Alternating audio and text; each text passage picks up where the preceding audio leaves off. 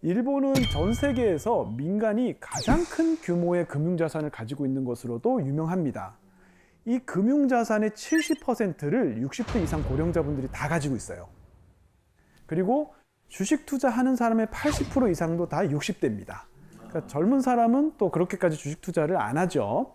이 후생노동성 발표에 따르면 경제적 걱정이 없는 65세 이상 노인이 한 68.5% 정도 된다고 합니다.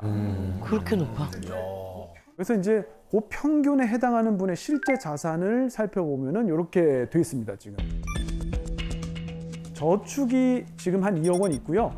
후생연금으로 월 한 130만 원 정도 받고, 그 다음에 이제 와이프, 아내가 이제 국민연금으로 한 50만 원 정도 받죠. 그 다음에 매달 지출하는 게 한 220만 원. 그러니까 수입보다 지출이 한 50만 원 정도 많긴 한데 그만큼 저축이 또 있기 때문에 불편한 건 없습니다.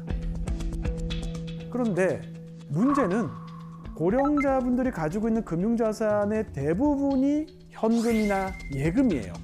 금리도 낮은데 은행에 그냥 넣어둡니다. 근데 미국은 정반대예요. 미국은 대부분 이제 고령자분들이 금융자산을 주식이나 채권으로 가지고 있고요.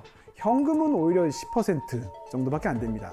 근데 이렇게 주식이나 채권으로 가지고 있으면 고령자의 금융자산이 좀 더 생산적인 부분, 그러니까 기업으로 이렇게 들어가서 순환하게 되죠, 돈이. 그런데 일본은 기업으로 들어가지 않죠. 현금이나 예금을 가지고 있으니까 전부 다 이제 은행으로 들어가고요. 그 은행은 정부가 발행한 국공채를 사는데 그 돈을 또 다 씁니다. 그럼 정부는 국공채를 팔아서 조달한 돈으로 사회보장 비용을 또 쓰는 거예요. 그러니까 이게 재밌는 게 노인분들이 자기 돈을 예금해가지고 정부를 통해서 사회보장 비용으로 급부를 받는, 자기 돈으로 지금 사회보장을 받는 지금 이런 시스템인 거예요. 반면에 한국의 고령자는 반대의 문제를 좀 가지고 있습니다. 선진국 중에서 노인 빈곤율이 가장 높은 나라가 바로 한국입니다. 이 OECD 회원국 중에서 이 노인 빈곤율이 우리나라가 제일 높거든요. 평균이 14.2%인데 우리는 그 3배 정도 됩니다. 특히 연령별로 보면 66세부터 75세 노인 빈곤율은 한 31.4%로 그나마 양호한데 76세 이상 정말 나이가 많으신 분들은 52%, 그러니까 2명 중에 1명이 빈곤층이에요. 그러니까 나이가 많아질수록 빈곤 문제가 더 심각해지고 있는 거죠. 그리고 여러분도 아시지만 우리나라 노인분들 대부분 자산을 뭘로 가지고 있죠? 그렇죠. 부동산. 아파트 한 채가 답니다. 현금 유동성이 굉장히 떨어지죠. 나중에 부동산 가격이 만약에 떨어지거나 아니면 팔려고 해도 사줄 사람이 없으면 이거 정말 큰 문제가 되는 겁니다. 그래서 이게 정말 우리나라의 어떤 시한폭탄 같은 그런 문제고요. 근데 왜 도대체 일본 고령층 분들은 한국 고령층 분들과 다르게 금융자산을 이렇게 크게 갖게 된 걸까요? 그거는 이제 일본어로 하면 이제 니게키레타 고레샤 이런 말이 있습니다. 이게 뭐냐면 치고 빠지는데 성공한 고령자. 치고 빠지기. 요거를 어떻게 번역할까 하다 제가 먹튀 고령자로 할까 하다가 너무 좀 치빠가 날 것 같아. 치빠가 날 것 같아. 지금 이 일본의 고령층은 고도 성장기를 경험했잖아요. 그때 뭐 좋은 거 많이 먹고 또 풍족하게 쓰고 월급도 많이 받고 연금도 많다 보니까 현금성 금융자산도 많이 축적을 할 수 있었던 정말 축복받은 세대였던 거죠. 그런 세대가 있습니다, 진짜. 네네. 그런데 우리가 보통 저출산 고령화 이렇게 얘기하잖아요. 그래서 우리나라에도 저출산 고령화 사회 위원회가 있는데 생각해 보시면 저출산하고 고령화는 전혀 결이 다른 문제예요. 왜요?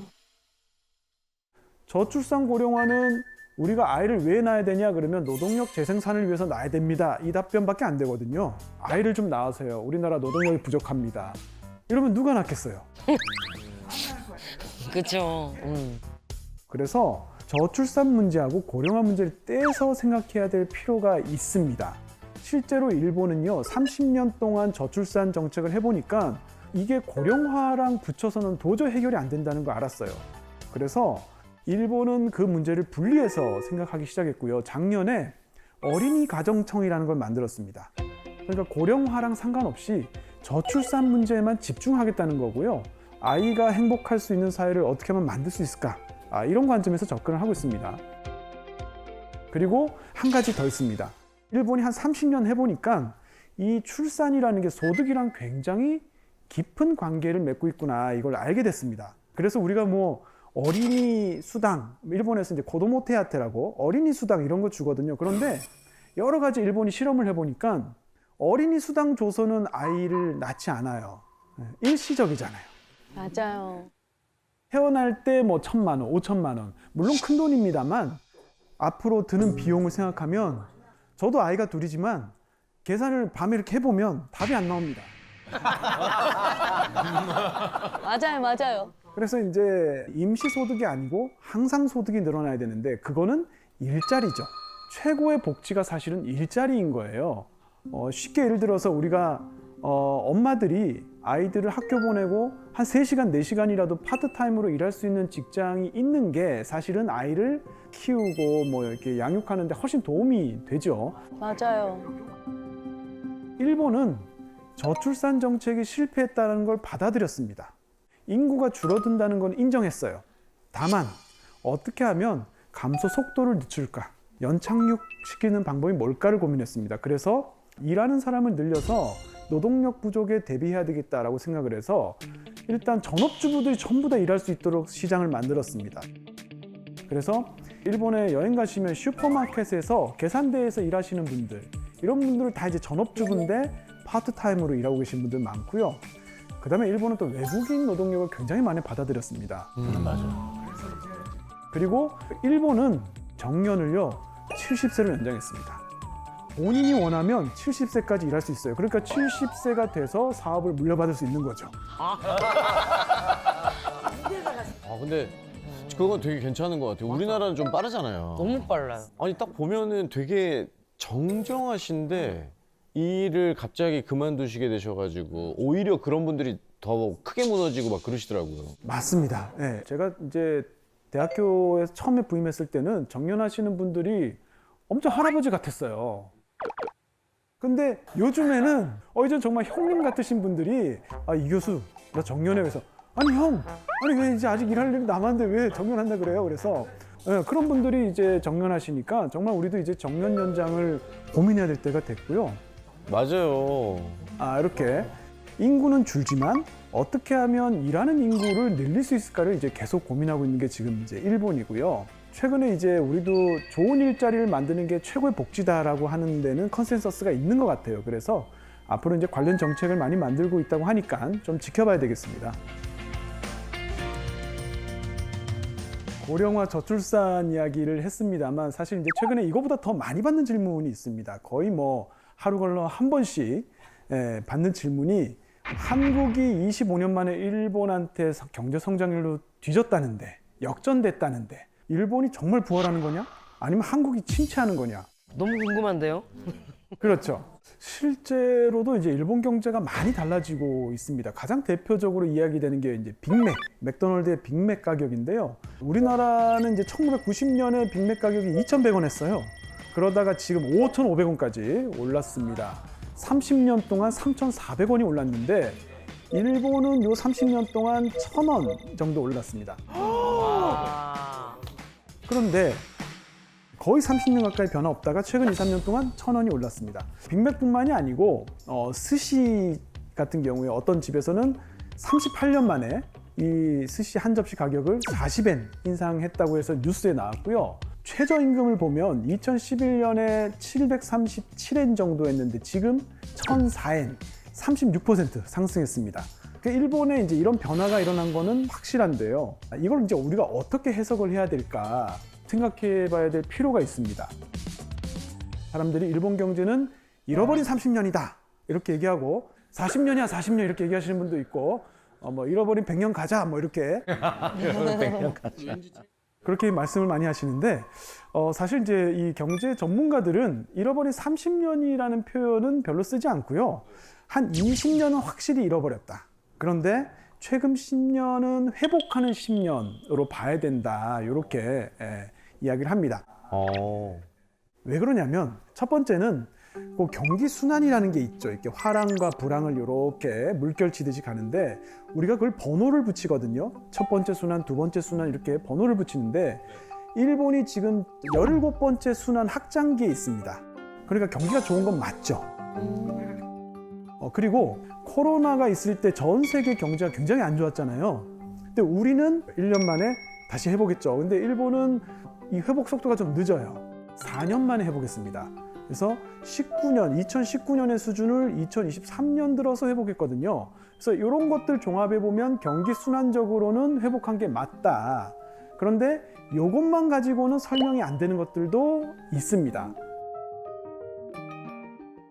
일본은 특징이 있습니다. 정년까지 회사를 다닐 수 있는 그 이제 종신고용이라는 것도 있고요. 그 다음에 연공서열 임금제도라는 것도 있어요. 이거는 이제 근속연수가 길어지면 승진이나 승급, 임금이 올라가는 시스템이죠. 이게 일본에 언제 생겼냐면 1940년대에 만들어진 겁니다. 제2차 세계대전을 하면서 만든 거예요. 그러니까 일본이 미국하고 태평양 전쟁을 했죠. 그래서 일본 정부의 목표는 뭐였냐면 이 전쟁에서 승리하는 게 목표였어요. 당연히 전쟁 승리가 목표인데 기업들은 전쟁 승리가 목표가 아니죠. 이윤 극대화가 목표죠. 뭐 일본 정부가 뭐 전쟁하는 건 모르겠고 우리는 돈이나 벌랜다 하다 보니까 정부 입장에서 보면 이 기업들이 이런 식의 생각을 해서는 안 된다 이렇게 본 거예요. 그래서 어떻게 했냐? 주주들의 힘을 무력화시키고 경영자 대신에 정부에서 공무원을 파견합니다. 그래서 회사를 경영하게 만들었습니다. 그렇게 하고 통제적인 금융 시스템을 하나 만들어서요. 이제 정부가 은행한테 담당 기업들을 정해주는 거예요. 너는 얘한테 융자해줘. 너는 얘 대출해줘. 이렇게 해서 정부가 은행을 통해서 모든 기업을 통치할 수 있는 시스템을 만들었습니다. 이게 1940년대 만들어졌거든요. 그렇게 하고 나서 정부가 각 기업한테 군수물자를 너는 탱크 생산하고 너는 전투기 몇 대 생산하고 이런 식으로 할당을 막 해주는데 당시 기업들이 어떻게 했냐면 좋은 기술자가 있으면 서로 빼오기 경쟁을 했어요. 돈 더 줄 테니까 일로 와 이렇게 하면서 빼오는 거 있죠. 근데 그걸 하면은 정부가 원하는 전쟁 물자를 만드는 그 시스템이 제대로 돌아가지 않는 거예요. 빨리빨리 원하는 물자를 생산했으면 좋겠는데 기업들이 경쟁하면 이것도 별로 바람직하지 않으니까 정부가 또 나서서 노동자 이동 금지 법으로 딱 정합니다. 그 다음에 움직이는 이유가 뭘까 생각해 보니까 월급인 거예요. 월급이 좀 높으면은 가잖아요. 그래서 월급 동결하고 1년에 딱 한 번만 올릴 수 있게 해놨습니다. 그게 뭐냐면 정기 승급, 호봉, 1호봉 올라갈 때 모두가 똑같이 월급이 올라가는 거예요. 이렇게 해서 1940년대 만든 시스템이 장기 고용하고 연공서열 임금제도가 된 거예요. 그런데 이게 일본의 고도 성장기에 굉장히 어떤 힘을 발휘하면서 일본의 고도 성장을 이제 이끌었죠. 그래서 장기 고용과 연공서열 임금제도를 우리가 이해하기 쉬운 게 바로 크레용 신짱, 짱구입니다. 짱구. 짱구요? 짱구? 이 만화에 등장하는 짱군의 가족이 장기 고용 연공 서열 제도 하에서 표준 가구의 기본을 보여주는 모습입니다. 맞아. 네. 기본. 일본에는 표준 가구라는 게 있습니다. 이게 뭐냐면 아빠는 연수입 600만 엔 정도의 정규직 남성 노동자이고 엄마는 무조건 전업주부. 그 다음에 아이는 둘 있어야 돼요. 짱구 있고 짱아 있잖아요. 네, 둘이에요. 이게 이제 일본에서 세금 제도를 만들거나 사회보장 제도를 고려할 때 계산하는 표준 가구입니다. 특히 이제 짱구 엄마가 전업주부잖아요. 그런데 이 전업주부는 일본에서 부양가족이 돼서 보험료를 내지 않는데 그렇지만 연금을 받습니다, 나중에. 그래서 이걸 일본에서는 주부연금이라고 합니다. 예. 그 어떻게 보면 싱글세죠. 왜냐하면 결혼 안 한 사람들이 돈을 좀 더 내서 결혼한 전업주부들 연금을 주고 있는 그런 형태긴 한데 우리는 이게 납득이 좀 안 가죠. 이거 공평하지 않다. 그런데 이제 일본은 이게 지금도 통용되고 있는 거고요. 우와. 요즘에 이제 짱구 아빠 부르주아 뭐 이렇게 얘기합니다. 왜냐하면 어릴 땐 몰랐는데 지금 보니까 맞아. 혼자 외벌인데 애 둘 키우죠, 개까지 키우죠, 강아지, 흰둥이 키우죠, 2층 집 있죠. 도대체 이걸 어떻게 하냐는 거야. 와. 이게 가능한 이유가 뭐냐면 직장을 30년 다닐 거니까 그 30년 다니면 어떤가요? 우리가 계획을 세울 수 있는 거예요. 맞아요. 네, 지금 론을 빌려도 30년 동안 갚으면 되겠구나. 그러니까 일자리가 최고의 복지라고 하는 이유가 고용을 보장해주면 거기에서 결혼, 임신, 출산, 뭐 주거 계획 이런 게 다 가능하거든요. 안전하니까.